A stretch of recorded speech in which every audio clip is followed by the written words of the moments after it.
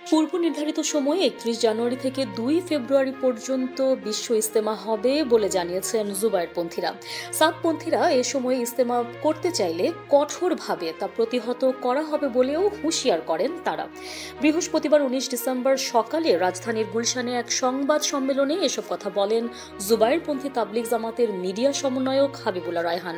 হাবিবুল্লাহ বলেন, গতকালের সংঘর্ষে ৩ জন সাথী মারা গেছেন। হাবিবুল্লাহ রায়হান আরও বলেন, মাওলানা সাদের অনুসারীরা প্রশাসনের আদেশ অমান্য করছে। সাদপন্থীরা যদি ইজতেমা মাঠ দখলের চেষ্টা করে তাহলে সাধারণ মুসল্লিরা তাদের প্রতিহত করবে।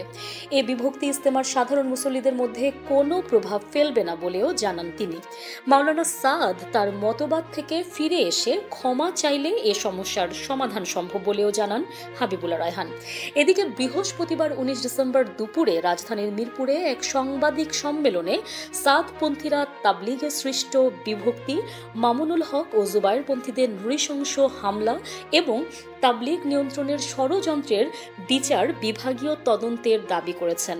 সংবাদ সম্মেলনে উপস্থিত ছিলেন তাবলিগ জামাত বাংলাদেশের সাদপন্থী মাওলানা জিয়া বিন কাশেম, মুফতি মুয়াজ বিন নূর, মুফতি শফিউল্লাহ, মুফতি আজিম উদ্দিন, মাওলানা আনাস প্রমুখ। সম্মেলনে বলা হয়, গত ১৭ ডিসেম্বর টঙ্গীতে জোরের কাজ করতে আসার পথে সাদপন্থী তাবলিগের সাথীরা জুবায়েরপন্থীদের পরিকল্পিত হামলার শিকার হয়। রাত আনুমানিক ২টার দিকে টঙ্গী কামারপাড়ায় ইজতেমা ময়দানের পাশে গাড়ি বহরে নৃশংস হামলায় বগুড়ার সাথী বেলাল আহমেদ ৬৫ নিহত হন। এই ঘটনার তীব্র নিন্দা জানিয়ে সাদপন্থী তাবলিগ জামাতের মুরব্বীরা শান্তিপূর্ণ সমাধানের আহ্বান জানান।